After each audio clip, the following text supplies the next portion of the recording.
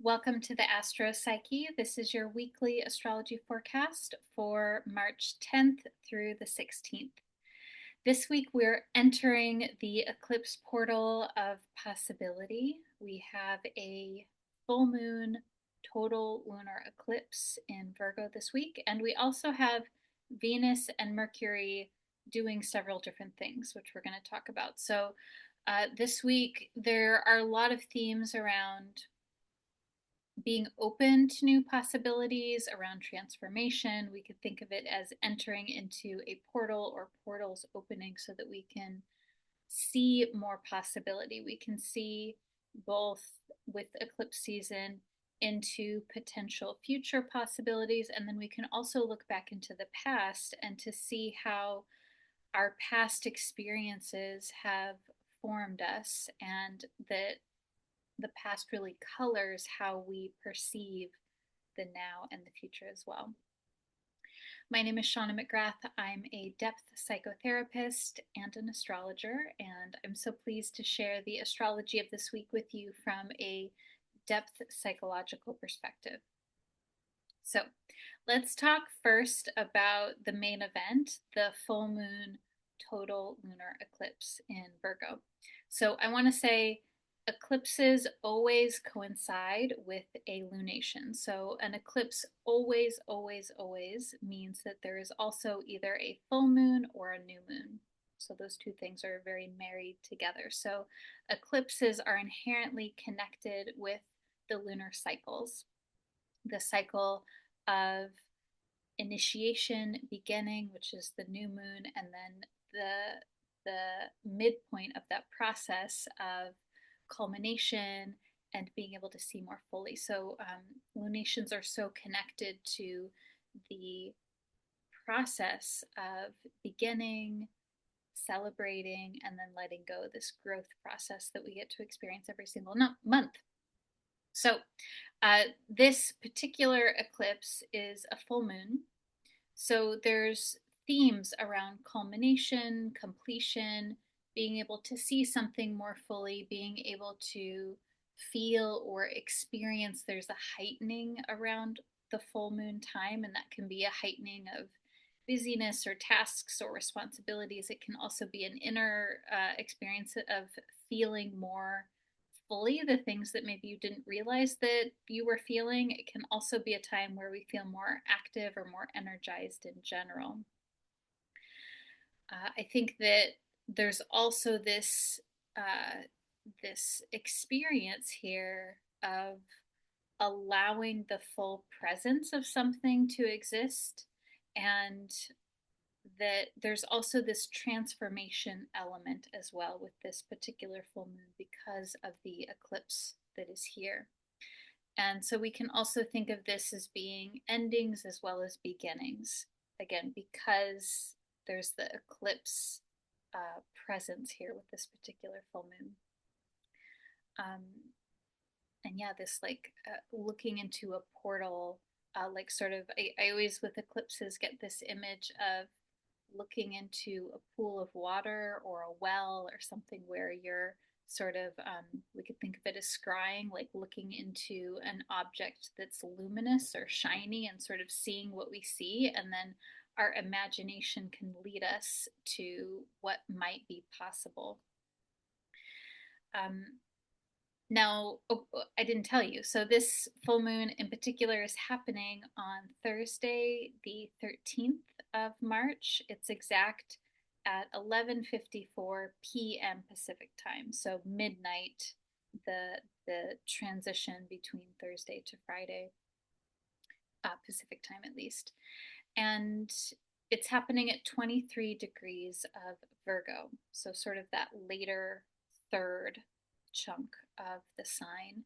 And this full moon eclipse is keyed into several, like many other planets, and we're going to break that down piece by piece. So I want you to think of this eclipse as we're sort of like building a layer cake, and there's many different layers, and then when you eat a layer cake, you get like all of the different flavors and they interact with each other, and Some might be more heightened than others depending on your particular taste buds, your experience, and your personal birth chart. So one of the base layers of this full moon lunar eclipse is that it is happening in the sign of Virgo.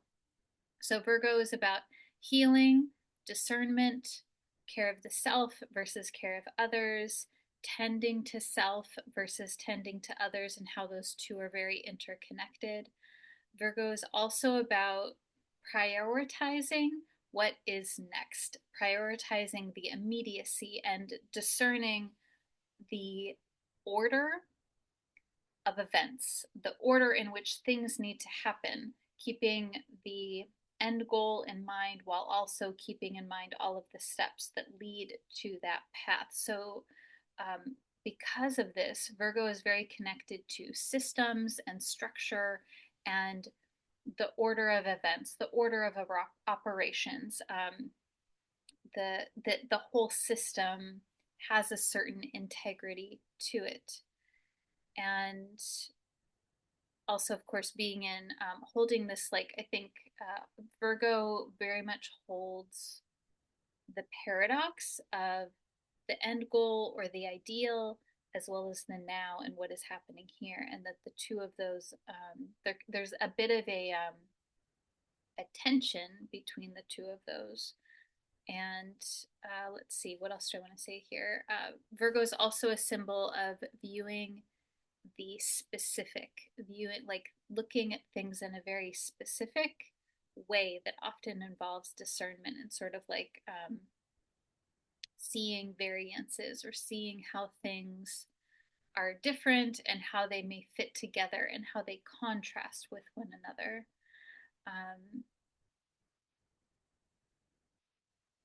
Both Virgo and Pisces are very connected to ideals and the vision of what something could be, the potential of something, and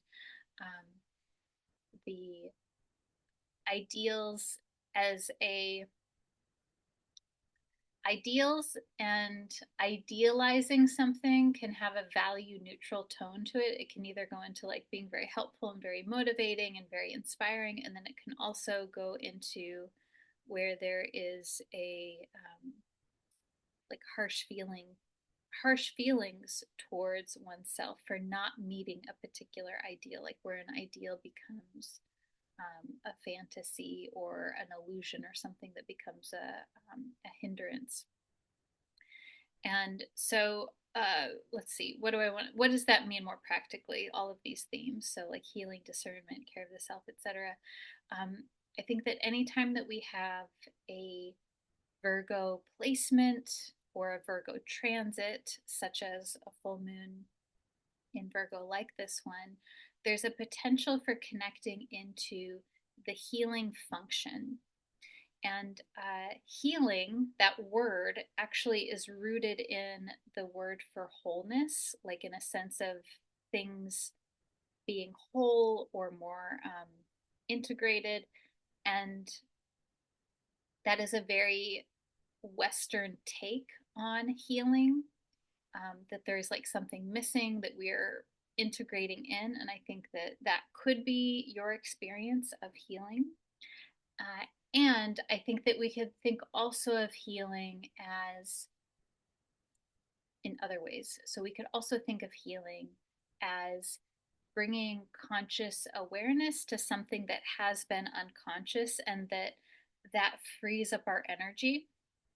That when we become conscious of something that has been unconscious, then we feel more alive, or we are able to see our lives in a way that is more connected to our integrity or our authenticity. I think that we can also think of healing as finding balance or balancing out something that has maybe been out of balance or exaggerated for some reason. And as I'm describing all of this, I'm thinking of all of these things, this healing, as it can be in all of the different ways for you. It could be a physical rebalancing, maybe of your body. In some way, maybe there's something biological that can be balanced.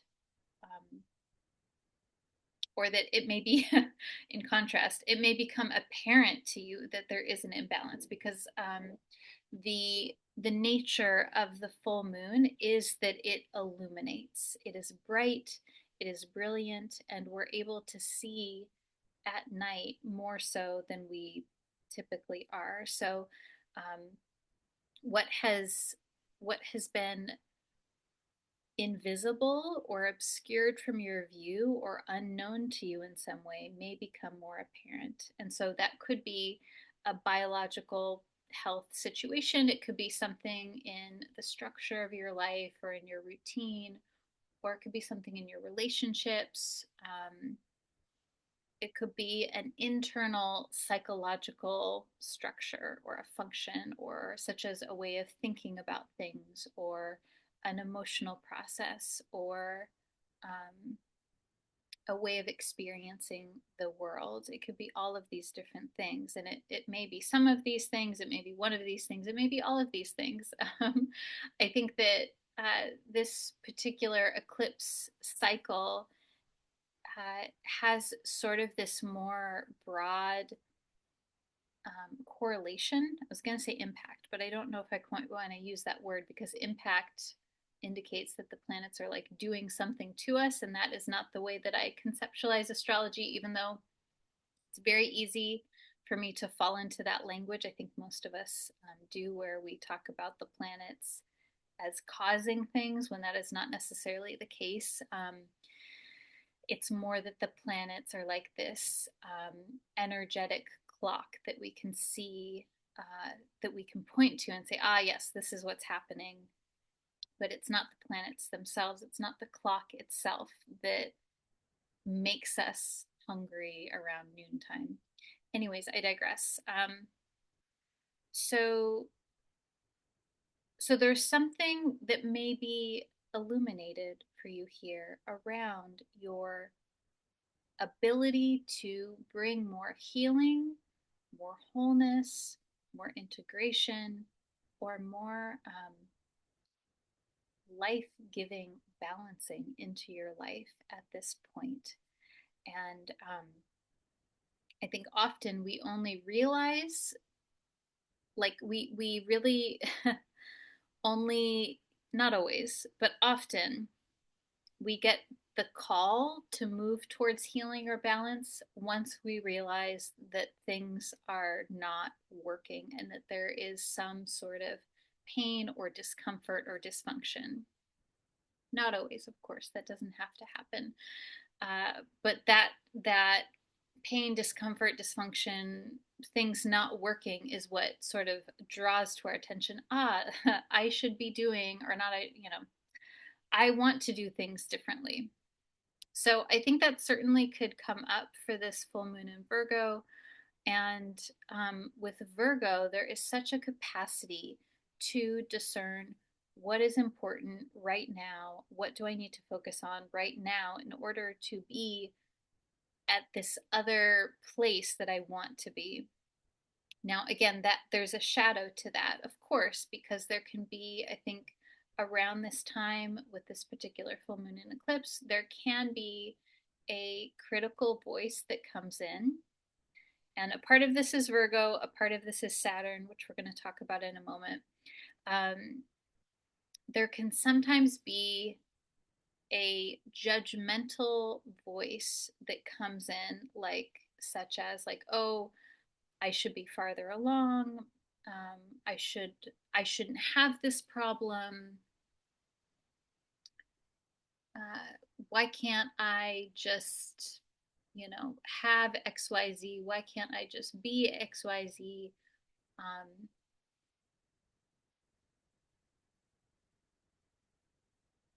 so and so is doing XYZ. Why can't I just do it? All of these things where it's like um, the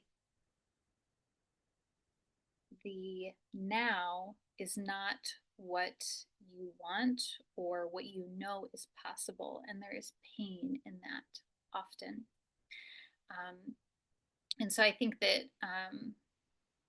because there is this desire to have things be a particular way, especially when we're talking about Virgo energy, there can sometimes be a harsh voice that comes in, a harsh or critical or judgmental voice. And so um, I think always, but especially this week, we want to notice when there is that critical, judgmental, harsh voice that says you should, or you're not doing enough, or why can't you just, that we're like, oh, okay, that voice is there. It's present. It's present personally, collectively, culturally. And that voice is telling us that there is some level of discomfort or fear or that there's something that's happening. There's a more soft and squishy, vulnerable feeling that is coming up. And there's many ways to deal with that voice. I think that one way is to acknowledge that it probably is, it's you, but it's also not you, and that there's also a more kind voice that you can connect into at this time as well. And that there can be possibly like compassionate reparenting or refriending where you're at right now and what your capacity is right now. And of course, as always, I'm saying this to you as well as to myself, and these things are easier said than done. But I want to name that there is, gosh, just like such a potential for addressing the things in your life that need to be addressed in a very direct way. Virgo has this way of like yes, like okay, let's get our hands dirty, let's figure out what needs to be done and let's do it. There's such a potential for that.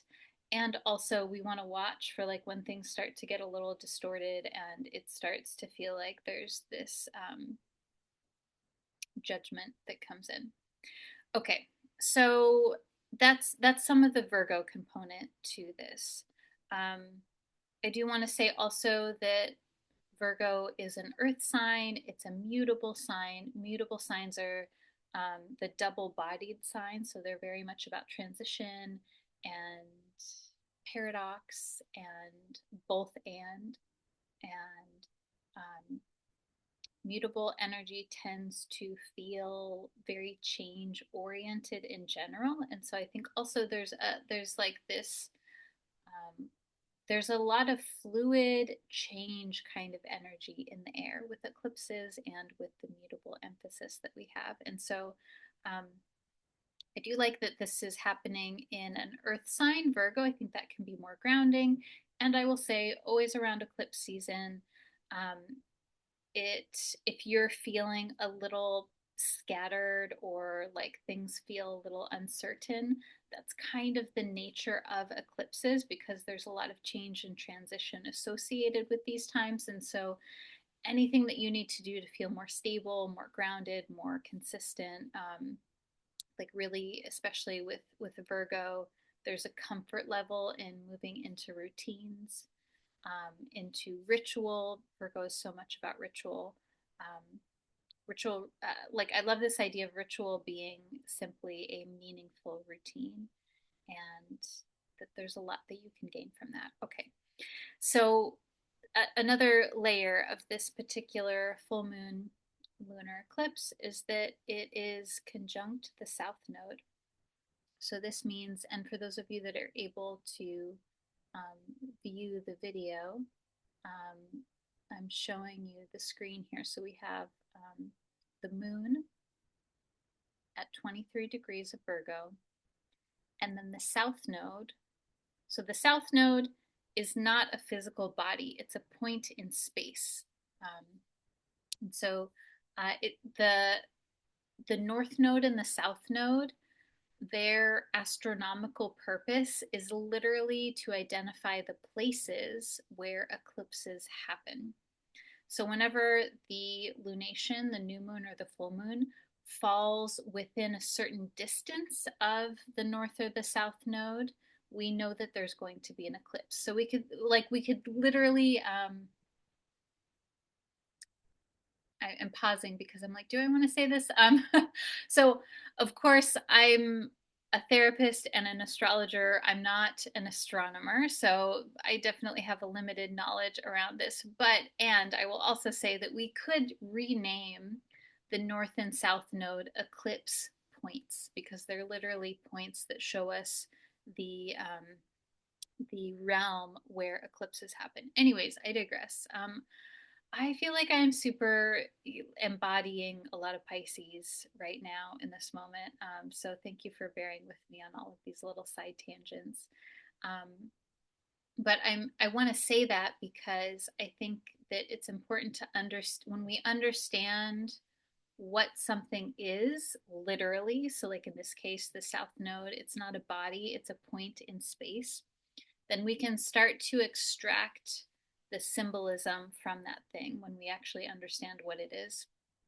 So the South Node is this point, and the moon at 23 degrees of Virgo is conjunct, which means it's in the same sign essentially. It's conjunct the South Node here at 27 degrees of Virgo. So they're very close, what we would consider as far as eclipses go.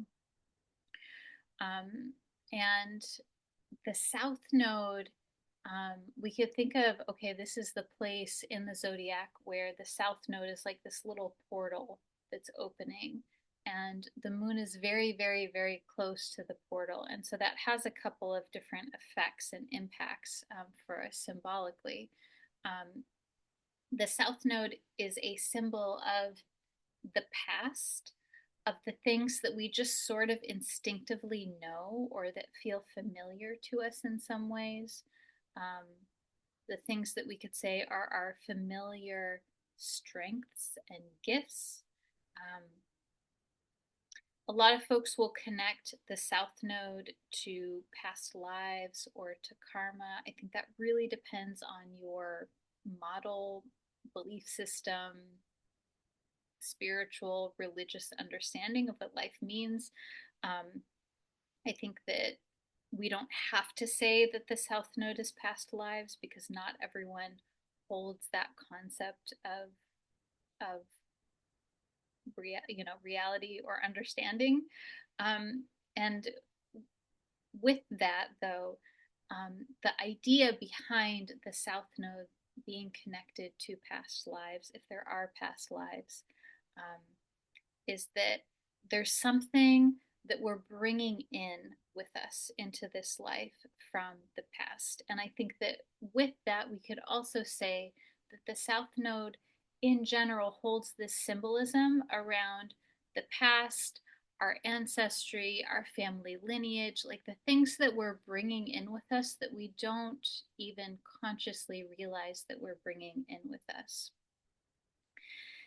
And that those can both be gifts and things that help us to flourish and have wonderful lives, and also the things that create challenges or dysfunction in our lives, such as family patterns of ways of being that are dysfunctional in some way, and that is not about the individual, it's about the family line, and that there is a system that is in effect. So anyways, my point in sharing that with you is that there is this light around all of these things. There's this ability to see past dynamics and circumstances. And so I think that this week with this eclipse, it's possible that you may become more aware of the things that you're doing that are working really well for you, that that have been working well for you, or maybe things that you're like, I used to do this, or I used to be this way, and that was really, and I got away from that somehow, and I want to return to that. Could also be becoming aware of maybe patterns of behavior or patterns of thought or relational dynamics that that maybe worked for you during a period of time, and that now you don't know that you quite want to do it that way. Like this is like this evaluating kind of process. And so of course, it's not always like everything changes immediately, though, of course, that may happen. I don't know. But I think at the very least, there's this awareness, there's an illumination of what is happening. Okay. Last piece, maybe, that I want to say about this full moon eclipse is that it is very closely conjunct, or no, let's see, opposite of that. It's very closely opposite Saturn. And so we have this eclipse that's happening at 23 degrees of Virgo. This means the moon is at 23 degrees of Virgo. Exactly opposite that, the sun is at 23 degrees of Pisces. And we happen to have the sun at 23 degrees of Pisces and Saturn at 22 degrees of Pisces. So this is very close. Sun and Saturn are very close together. And this means that Saturn is opposite the moon. So Saturn is very connected into this full moon eclipse. And so Saturn brings with it these symbols, these correlations of structure and regimen and devotion and commitment, boundaries, containment, finiteness. I think in this moment too, Saturn really reminds us of boundaries in a way that a boundary is a threshold. It is this border line. It is this marker of moving from one thing to another thing, between this thing and that thing. And with Saturn being in Pisces, it's also this reminder that sometimes there's like not such a fine distinction with that threshold.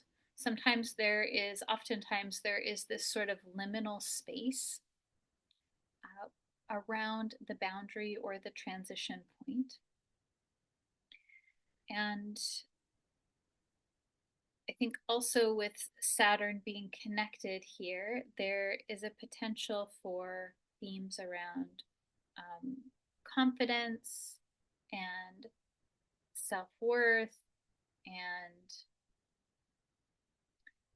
your ability to have an impact or an influence in your life circumstances, or the inability to do so.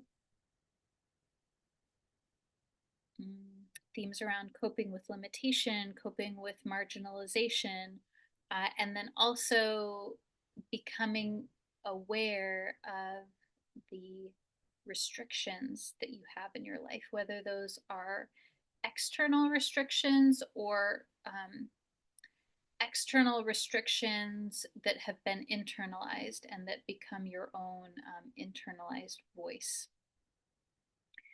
And so this also, like, of course, I think it can go a variety of different ways. I think that Saturn reminds us of our limitations. It reminds us of what works and what doesn't work, where we can have change, and where change is something that we have a limited ability to move. And I really think too, psychologically, when we have the sun and Saturn in aspect to one another, there is a very strong theme around confidence and your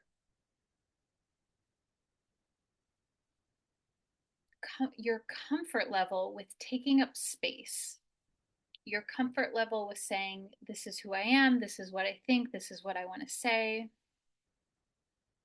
who I am, what I have to say is of value, is important, that I know what I'm talking about. These are all very Sun Saturn themes. And the essence of this, like the essence of that, like that place of, because it's not even like, confidence feels sort of like a reductive way of explaining this. It's kind of like this sense of security in your own self, security in your own presence, that Um, there's something within you that is is powerful. There's something within you that is stable and coherent, no matter what anyone else says or does. That you are okay. That really is the feeling tone, at least, that I get when I'm feeling into the Sun Saturn here. And so, um, hmm. So yeah, those are some of the themes that may come up as well around this lunation is safety, security, limitations, your ability um, to honor your own power and enthusiasm and life force. And of course, so curious what's bubbling up for you, what you're thinking of, even just initially as I'm talking about some of these themes. So, um, also this week, we have Venus and Mercury doing some things. So, Mercury is stationing retrograde this week. I know, more retrogrades. Oh my gosh. I feel like, okay, side note, I feel like we should all get together and decide that we're not going to freak out about Mercury retrogrades anymore, or any retrograde for that matter, because I think there's such a fear and sensationalizing around retrogrades. And I don't think it needs to be that way. I think that we can like what do I want to say? Like, it's almost like I feel like retrogrades need like a new PR program or something like that, because they're not bad or they're not scary. Um, they're simply like this immersion into a particular planet and a particular sign. There's simply like more of a focus on this planet and this sign for a longer period of time. Okay, I'm gonna end. That's my PSA for retrogrades for this period of time. But I was thinking about that because we've had like several important retrogrades, and um, I do feel that this particular Mercury retrograde feels like a very natural continuation of both the Mars and Venus retrograde. So, um, so we're gonna set aside just for a second Mercury retrograde. Mercury retrograde is happening. It's beginning this week. And also, before that, before Mercury actually stations retrograde, Mercury and Venus will make a conjunction, which means they come together at the same point in the zodiac from our perspective. So Mercury and Venus will conjunct at 8 degrees of Aries. And Mercury is direct, appearing to go forward in the zodiac in the sky, and Venus is retrograde. So we're still in Venus retrograde. Venus is retrograde in Aries and then into Pisces. And so Mercury is so much about our thought process, um, our thoughts, our ideas, the stories that we tell ourselves, the stories that we tell other people, our communication process, our thinking function, our logical capacity. It's also very connected to um, business and commerce and writing and teaching and learning and the divinatory arts as well. And Venus, of course, is a symbol of relationships and pleasure and beauty and attraction and the things that we love to love. So I think that this week, with these two coming together, and this is this week, and also really, Mercury really follows Venus around during a bulk of March and April. So their retrogrades are very interconnected with one another. So I think this week and in the next month or two, there's this potential for healing or repairing your thought process around things. This could be healing inner narratives or dialogues that you have about yourself or life or the way that things are. So it could be that more internal process. It could also be having healing conversations. And I think that this can be more literal. This is something that, of course, you could plan and intend if you wish. It could also be something that happens spontaneously. We don't always have to, micromanage the astrology into happening. Sometimes things just happen very spontaneously. And this could also be more internal, where maybe you decide to sit down and write an inner dialogue with a part of yourself or with another person in your life, and to do that via like an active imagination dialogue form, or writing someone a letter, or anything else that you can dream up.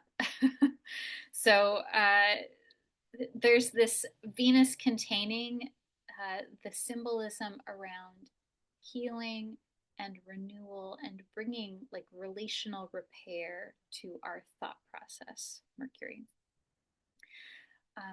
This could also be really thinking about and contemplating your relationships, your relational dynamics.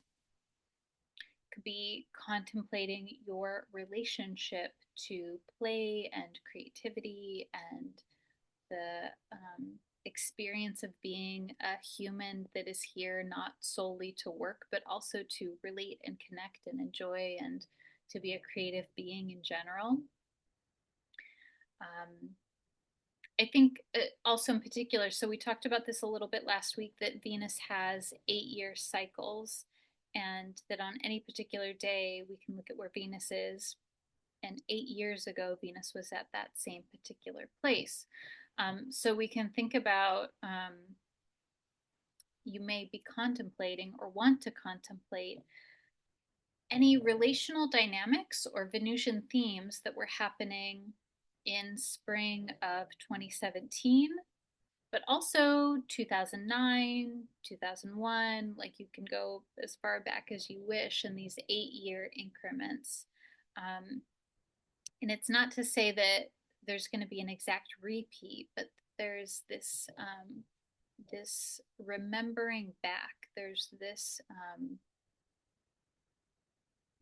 sort of like energetic resonance that may be pinged during this particular time. And so I think also, of course, like contemplating your values, your relationship to beauty, creativity, and pleasure, and just like what it means to enjoy and to connect with yourself and with others.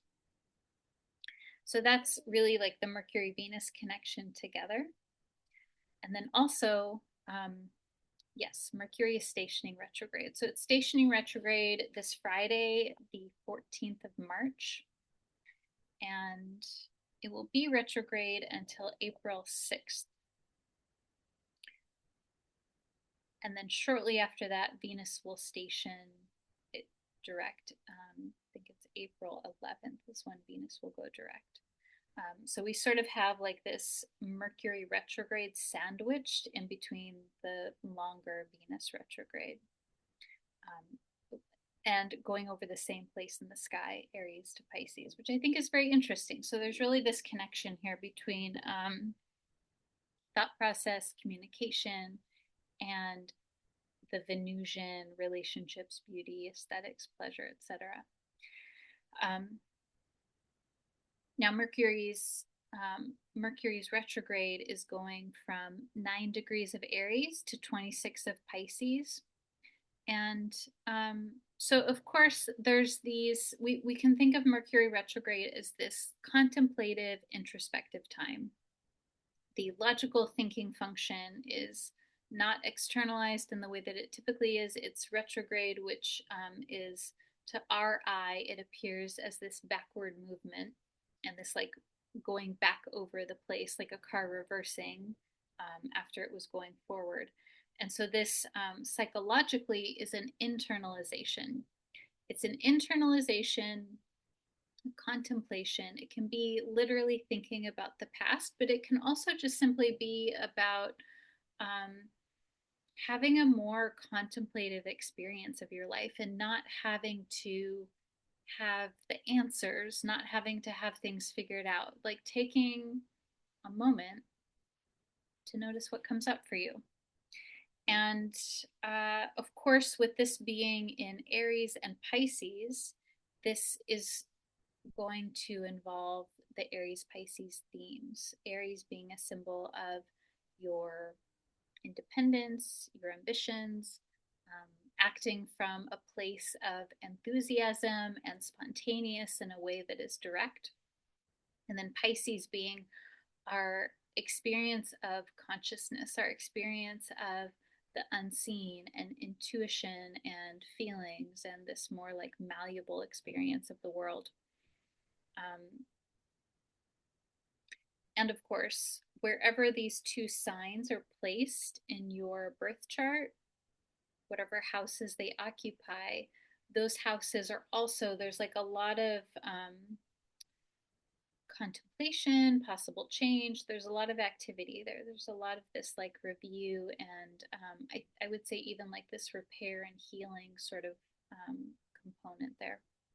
I also think that it's interesting that this Mercury retrograde is happening through Aries. And we've just got done with having our Mars retrograde in Cancer, Mars being the ruler of Aries. And so I think also there's a lot of, because we've had like a very retrograde past, let's see, 4 months or so, I think that there's a lot of potential for reflecting and really gaining a lot out of this particular Mercury retrograde process. Okay, do I want to say anything more about that? I do want to say that this full moon eclipse is also aspecting several planets. It's aspecting Uranus, Jupiter, and Mars. And so I feel like I've already given you a lot of info, and so I don't want to overload things, but I do want to say that I think when I see this, this tells me that it just adds to the activity, it adds to the possibility. I'm going to take a sip of water here. I think, of course, Uranus adds to the surprise element. Jupiter adds to the expansive, inclusive, wanting more, wanting to explore. And then Mars adds to the initiative, the like move, the desire, the impulse to act and to protect. I did want to tell you too, this week Mars shifts out of its stationing degree. So Mars stationed at 17 degrees of Cancer, and it was there for a couple of weeks because Mars is moving very slow, and it's this week moved forward into 18 degrees, and it's going to, of course, continue forward in the zodiac. It's going to pick up speed, but I also like that because I feel like that marks this this transitioning forward, where whatever the things are that you've been like really working on or experiencing around Mars stuff, such as assertiveness, taking action, dealing with difficult situations of conflict or anger or agitation, or even more literally like inflammation, things like that, that there's some movement, like things are starting to change here. And so I think that, could also be a part of this process. Okay.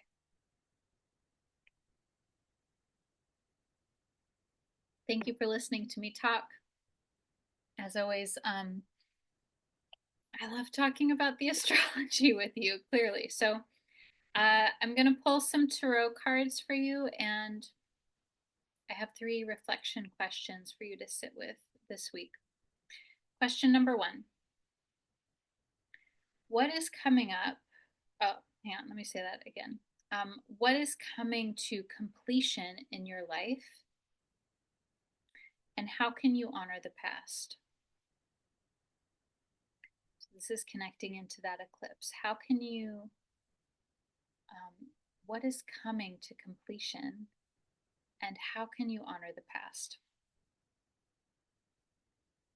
Question number 2.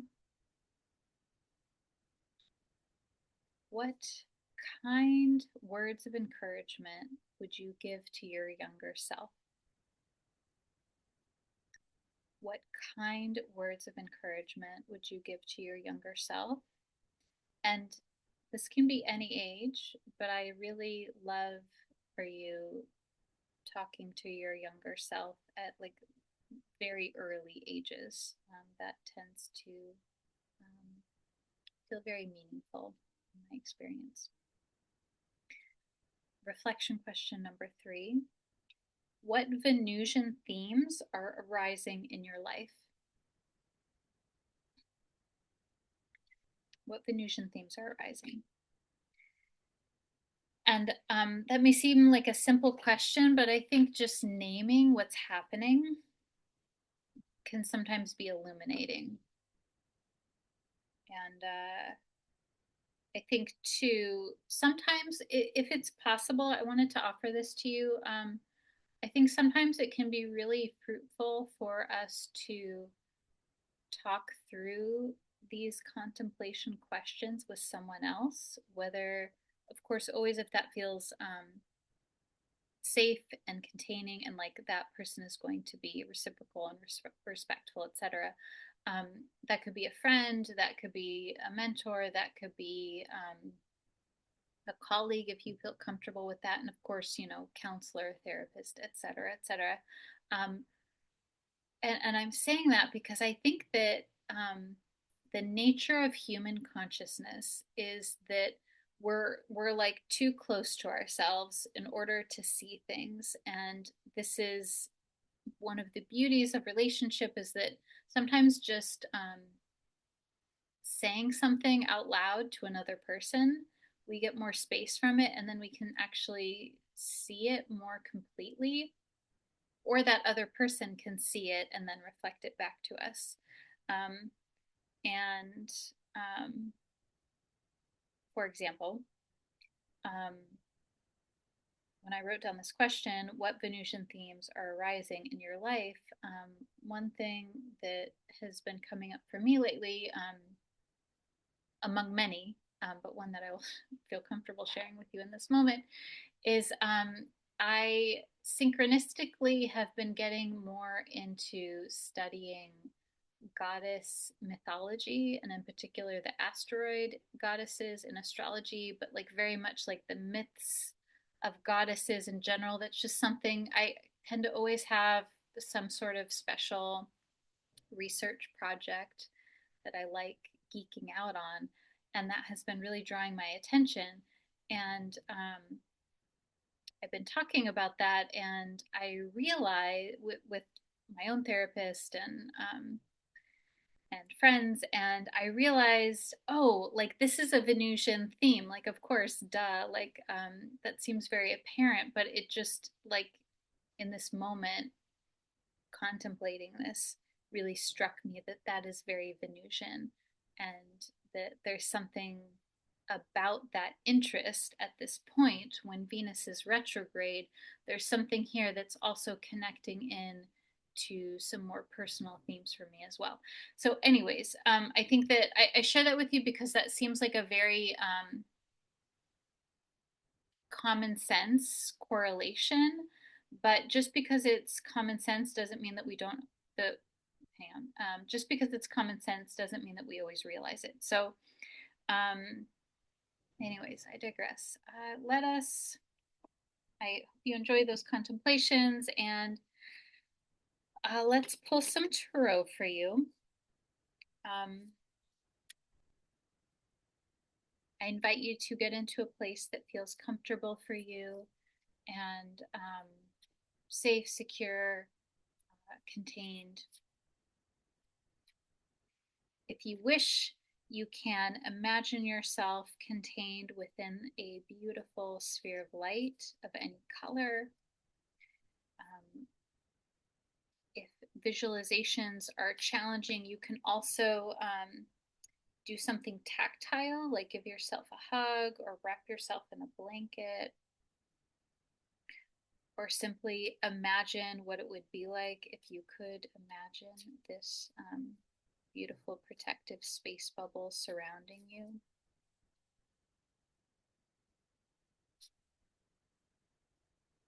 And this container, whatever it is that you've created for yourself, this bubble of light or this tactile hug, is bright and beautiful and protective.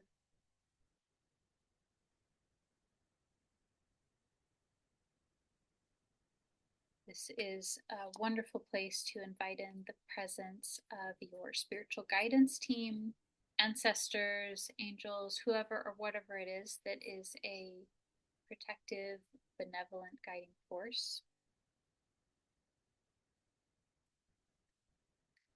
Ask that they are here with you now to protect you, to help you, and to communicate with you in a way that you can easily understand right now.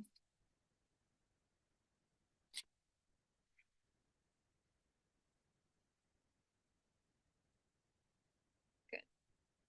And then draw your focus into your heart space at the very center of your chest. From here, maybe a wondering, a gentle curiosity,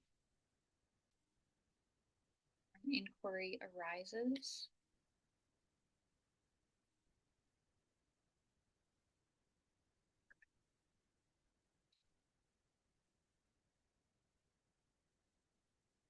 If you like, you can pick a number between 1 and 3 to have that card in particular be special for you.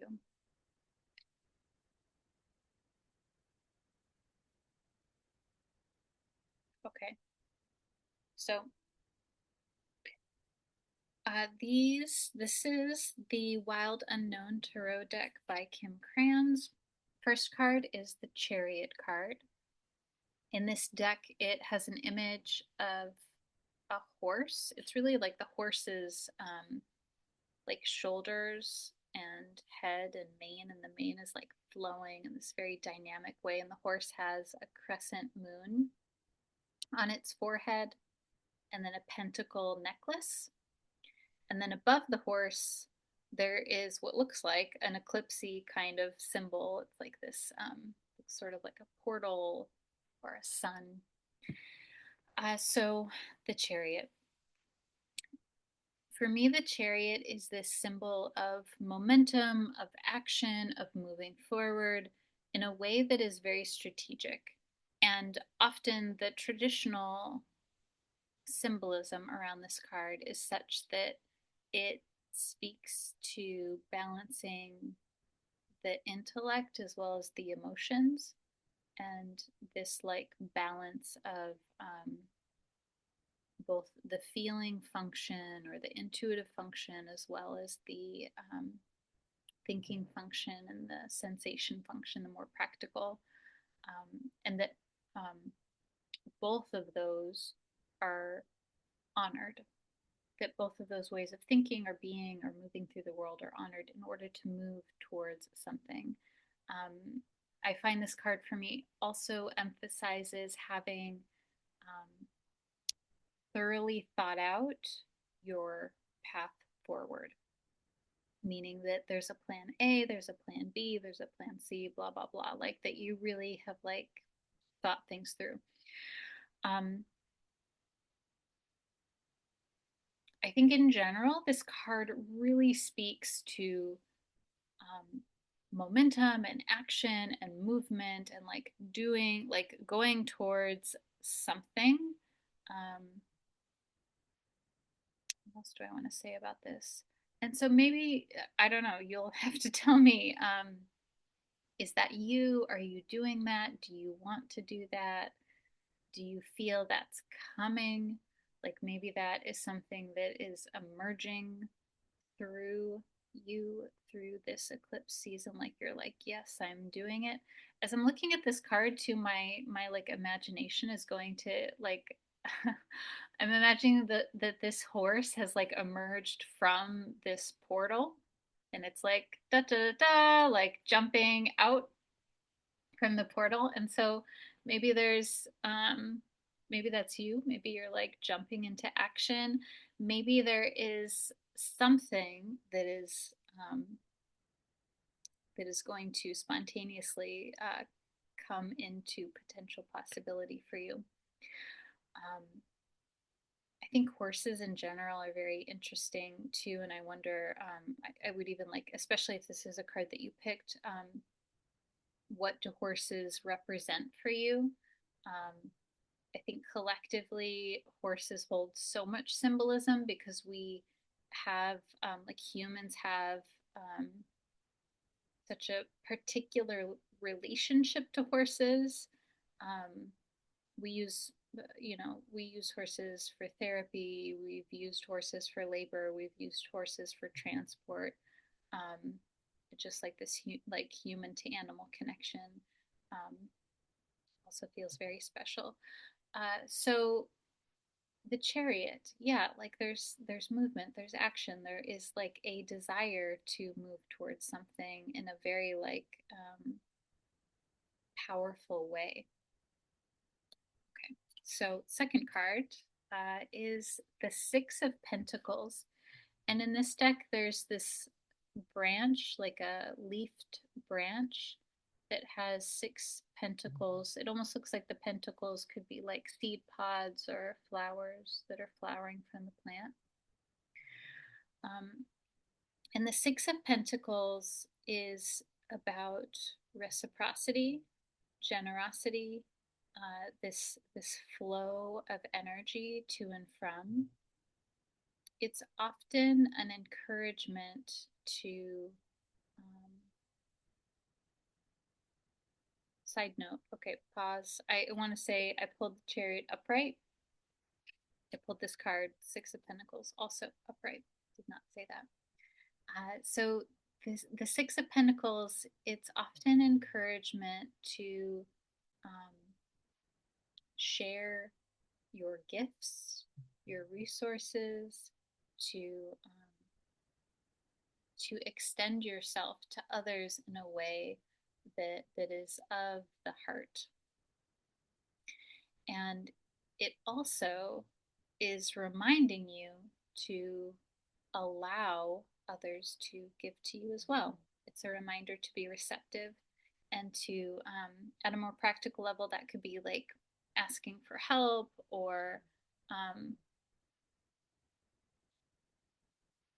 not like, what do I want to say here? This could be a reminder that you don't have to look like you have it all together, um, that you can be very human, and like that, um, even if it's not like literally asking for help, you don't have to imply that you don't need help. Um, there's kind of this like very like human nature, like that yeah, like you're a person that is able to give but also able to receive, and that both of those functions, both the output and the input, are very necessary.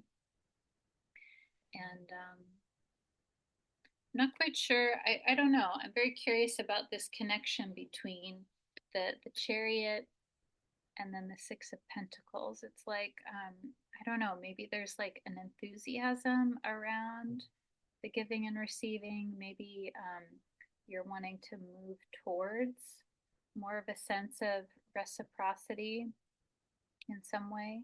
Of course, the Pentacles are connected to money and finances, and that may be, I don't know, that may be something that's very present for you around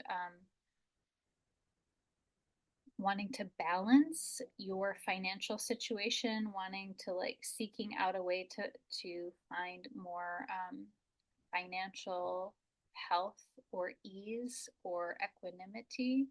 Um, and also, it could be non-financial things as well.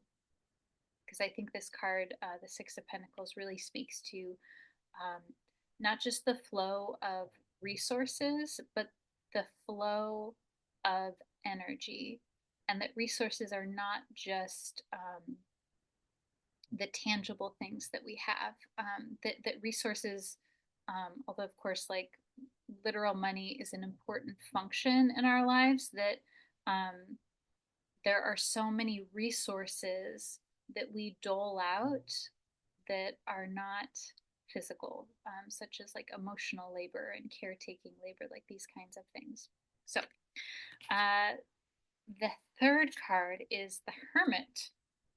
And in this, I really love the depiction in this deck. The Hermit is a tortoise that's tucked very tightly in its shell, and there is a little candle on the top of its shell, and the candle, oh, it's not a candle, it's like a old-timey oil lamp.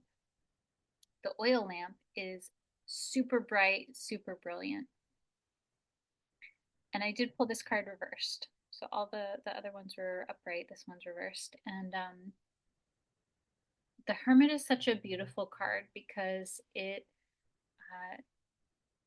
reminds us of the power of solitary experiences, of seeking your own wisdom, of your ability to light your way forward, or to find the people or situations or things that can help you light your way forward. Whenever this card, so it is reversed, and I'm going to get to that in a second. But whenever this card comes up, it usually is a reminder to go inside, to literally be more introverted or introspective, or to look to yourself for some answers. Yeah, it's usually this like turning inward kind of thing. And it's not just about being alone, but also about like seeking. There's this seeking. Um, there is something.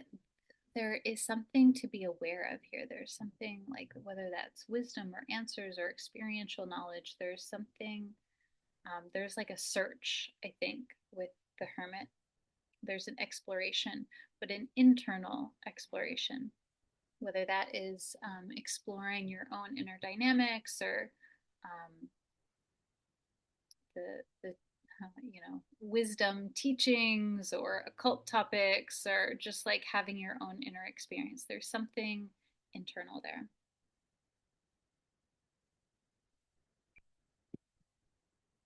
Now, I pulled this reversed, so this could mean a couple of different things, and um, I want to I want to also like transmit this like, reframing retrogrades into reframing reversals as well.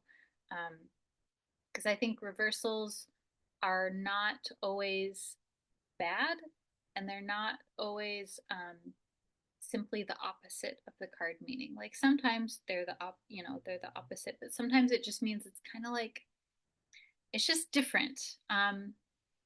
It's like so, these things are so much more nuanced. Anyways, um, if we're taking the Hermit as literally the opposite, it could mean that there is recommendation here to not be so isolated, that maybe you've been overly isolated, and that it would be helpful for you to seek out um, support or connection from other people. I don't know. You tell me if that resonates with you or not. It may not. Um, Another way that the reversal of the Hermit could manifest is that maybe there's this introspective process that you're doing, and or maybe you don't want to do that. Maybe the introspection, for whatever reason, is not possible, or it's inconvenient, or it's scary, or you're like, I don't even know where to start. Um, there may be some sort of like shying away from doing that more introspective or internal kind of processing or seeking.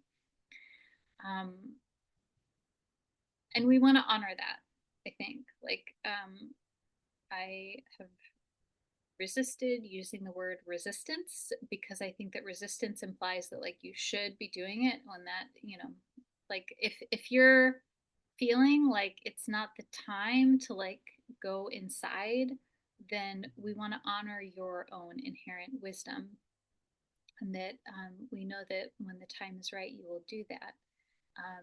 So this card could mean that there's some introspection or contemplation, or there's some sort of like wisdom seeking that is on the agenda, but maybe it's not quite time right now. Or maybe that process is like, maybe you feel like you're a snow globe and everything's been like shooken up. I don't know. I'm not quite sure. You'll have to tell me. I think the heart of this card though is around that like looking